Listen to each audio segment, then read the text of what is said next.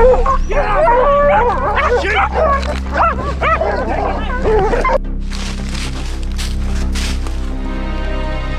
guys, I'm George Lambert with Mountain Music and Mules. This hunt that you're getting ready to watch is a wild, crazy hunt.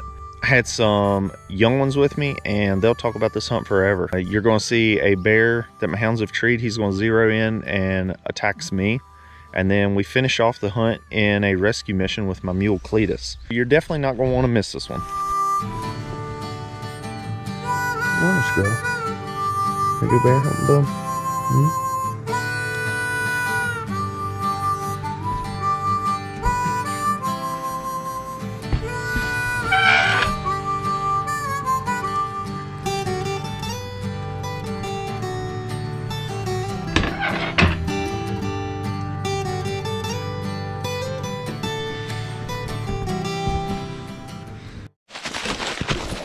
I didn't mess with the cameras this morning, but I was heading around the road, heading to a spot where it's going to take a walk.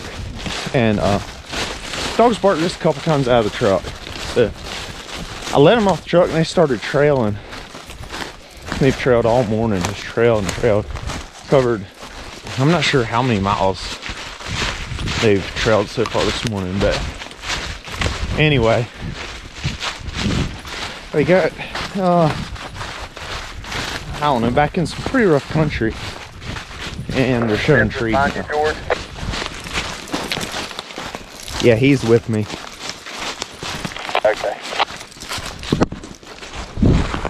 So they're showing trees, and they're way back in some rough country. It ain't a hard walk to them. It's just a pretty long walk to them.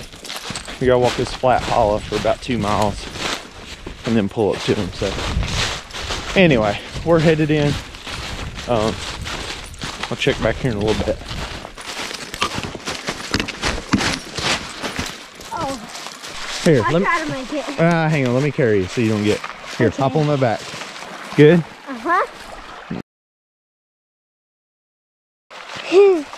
Ready? Mm-hmm. If we fall in. He's alright, he's up here. Oh, he's so fond of. He's probably a good dog. Is he a good dog? I like him.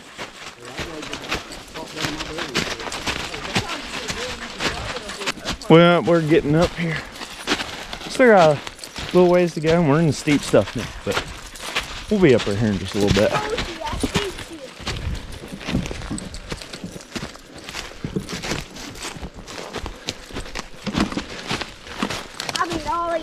Benson, you want to tell your girlfriend something on camera? No. So we're headed in here, and the little guy that you see every once in a while, that is Benson. That is my little nephew. And then off camera, I don't know if I got much video of her at all, but anyway, off camera is McKenna, my little niece. I'll go ahead and say McKenna is a diabetic and basically just has bad sugar problems. So we got to be always aware of that whenever she goes hunting or pretty much whatever she gets into. I'll apologize again for this wind noise, but remember that diabetic and the sugar problems, that'll play an important part later on in the video.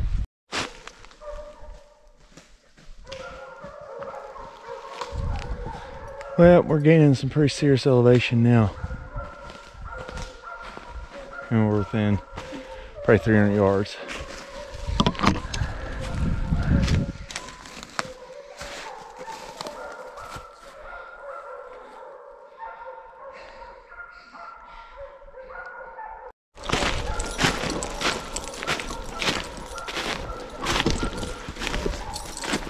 Hey, Bence, wait right there, okay?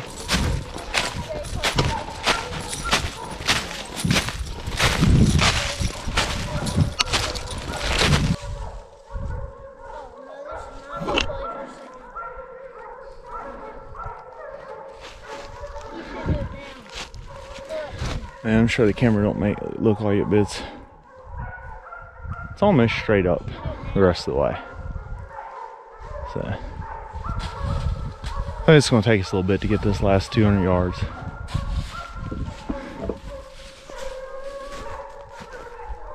So we've had a long walk, piles of elevation change, and we're getting in there, and finally I get inside of the bear. And looking up there, I can tell he's antsy, and what I mean is he's kind of going up down the tree. I better turn this way so y'all can hear me a little better. Try to block the wind, but I can tell he's antsy. He is kind of swirling around, and what I mean is he's going up the tree, climbing back down the tree, and I can see him. He's probably 70-80 yards from us and up a steep ridge. So we'll take one last breath before we go. Oh, come on. There you go. Get on that one.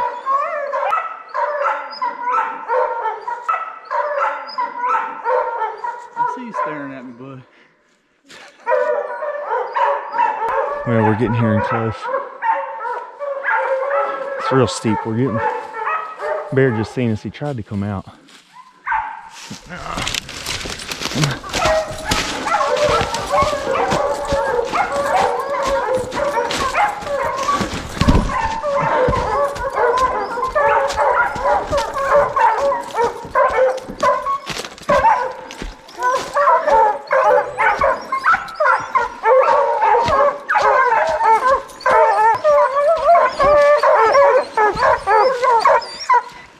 Me and a buddy, Dakota, and then Ethan, he's right behind us, then my dad and my brother-in-law and a good friend John with the young ones.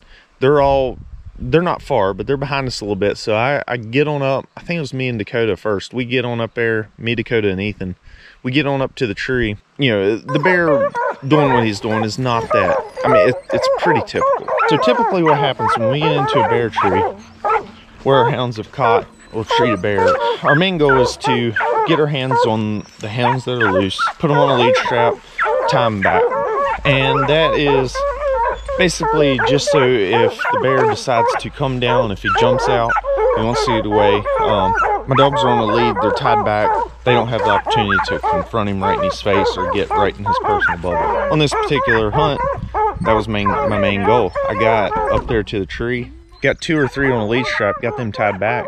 Noticed that the bear, he was coming down, so I stepped in. We've did it hundreds of times. I've stepped in there pretty close, try to get him to stay up. That way, then we could make the decision if we wanted to actually let my little niece take this bear, or at least get some videos and some cool pictures and stuff. Whatever the case, I had the last dog still on my lead strap. You know, when I seen the bear he wasn't gonna go back up, I just took a few quick steps backwards. Bear come down really low. And then instead of like normal, him spinning on the tree, jumping away from us, like they've did hundreds, probably thousands of times, he locked eyes on me, pinned his ears back, and then he bailed off the tree, coming uphill right for me. I know that look. When they do that, you know you're probably getting ready to be in a pickle. Dakota, come stand right. Get out!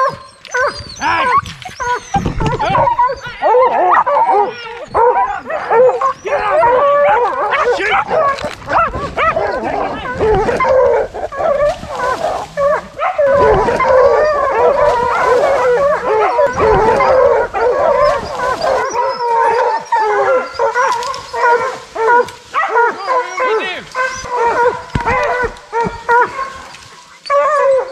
So when he bailed off right at me, I took another step back. Still had a dog on a lead strap, which kind of helped. It slowed the bear down. He grabbed for me. Scruff come in, and in all the whirlwind of stuff, somehow I didn't get bit at all. But Scruff come running in the back, bit the bear on the butt, and after a bit of a scuffle there, and the bear, he wasn't even worried about the dogs as much. He was determined he was going to get me. So anyway, when Scruff bit him in the butt, it finally broke the bear's concentration on me. Bear spun around at Scruff, and then he kind of went back to being a normal bear, which was, then he kind of figured flight or getting away was the best option. He hit it on down through there. He went on, and actually Scruff got him retreating like 50 yards. Dakota, all them, they didn't know what to think, because they wasn't 15, 20 feet from me when all this went down. The dog that was still on the lead strap, I hurried up, pulled it back, checked it, make sure that it was okay, realized I was fine. The bear bailed out again and took off, and actually I just called Scruff off of him. and I wasn't willing to let Scruff keep on him or let any of my other dogs go back on a bear that he'd done shown such crazy behavior. Just from past experience, I know that when they're that crazy, they'll end up putting some of your dogs in the vet or worse, and that's not what we're about. So it ended up being okay. I got all the dogs, checked all the dogs, the ones that kind of was in the bear's way when he jumped to get me, checked them, they was all fine. Scruff was fine. The kids, after they realized I was fine, they was just rolling laughing to see me. You know, their way of looking at it was me having to fight a bear with no gun, just by hands, which it really didn't come down to that, but that's their story. But it does bring up something serious, is how you know, we go to hundreds and hundreds of these bear trees, and the bear act normal, they jump, they get away, and then one time like that, everything can change. And what went through his head, I have no idea. Just talking about here in Virginia, you hear about all kinds of stories of bears charging people, attacking people, and I'm sure some of them, there is cases where that's true, especially if you go with sows and they have cubs or something like that. But typically a bear with hounds on it, they're not going to charge people.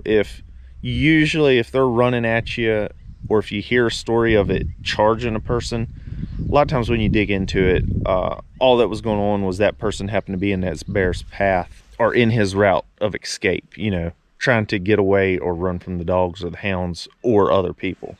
Anyway, when they pin them ears down really low, I usually relate it to my horses when they're having a spit and spat. When they pin them ears down really low, and then with a bear, and I've heard cats are the same way as far as mountain lion, when they lock them eyes on you, you know it's getting ready to get real fast. But that all worked out all right. Well, that bear bowed out. Jenny, Minnie, come on. Nope, come on. That's enough. Got the dogs off that tree. Bear come out, went on. We was going to harvest that bear, but it didn't work out. Come on, Minnie. From where we started it? Yeah, how far? 2 miles, 3 miles? Let's see. Right at 5 miles. Really? Maybe a little bit different than that, because that's straight line. Yeah. But it wasn't much of a chase to it. Like I said, they was just trailing it, Yeah. and that's why by the time they jumped it up, it wasn't too far from where they ended up trailing. Yeah, they jumped him right here on this ridge. Oh, really? Probably right on the other side. They jumped him, all he did was run across the hollow and went up the tree. And honestly, that's why I was figuring he was going to be crazy. Well, and Yeah, he got Minnie. I was standing right there close to it. I said, I'm getting out of here, because I'm not letting that thing gobble me up. So I just jumped down the mountain where the man was playing in the winters. Okay. With my chicken dinner. Winter chicken dinner. Well, so Uncle just hollered at me. And I think he has another bear treed up on the other side of this mountain. So a couple of us are splitting up. I got my dogs off this tree, headed back towards the truck, and Dad, Ethan, a couple of them, they're gonna head onto the top of the mountain, try to catch up with Uncle Jeff's dogs and get them off that tree. It's a nice legal bear. That's good. We'll see what happens, but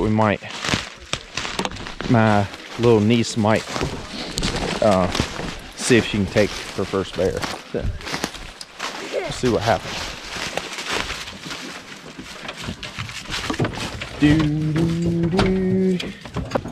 One, two, three, dang. What's your head?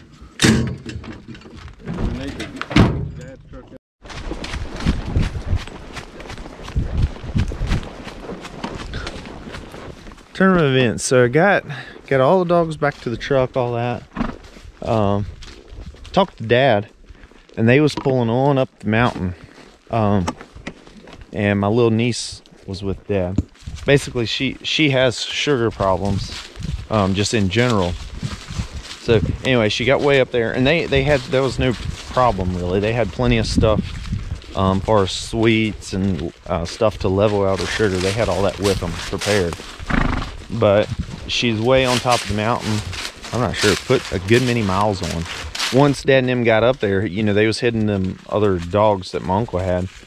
They realized that something happened, and we still don't know exactly. Can't talk to my uncle, but the dogs moved out of there and kept on rolling. So not sure if it come out or I don't know. I reckon I'll find out later tonight what actually happened on that end of the deal. But Dad and McKenna, my little niece, they got up there, got in the trail, and her sugar was wanting to drop and stuff. So they just took a big old rest, got her sugar back where it should be, and they're just waiting on me. They're kind of easing out the trail towards me, but I ran back and got Cletus, and I'm just headed up the trail, and I'm gonna pick her up and get her back to the truck. Be a lot easier than her having to walk a couple more miles. So me and Cletus are basically on our rescue mission for today.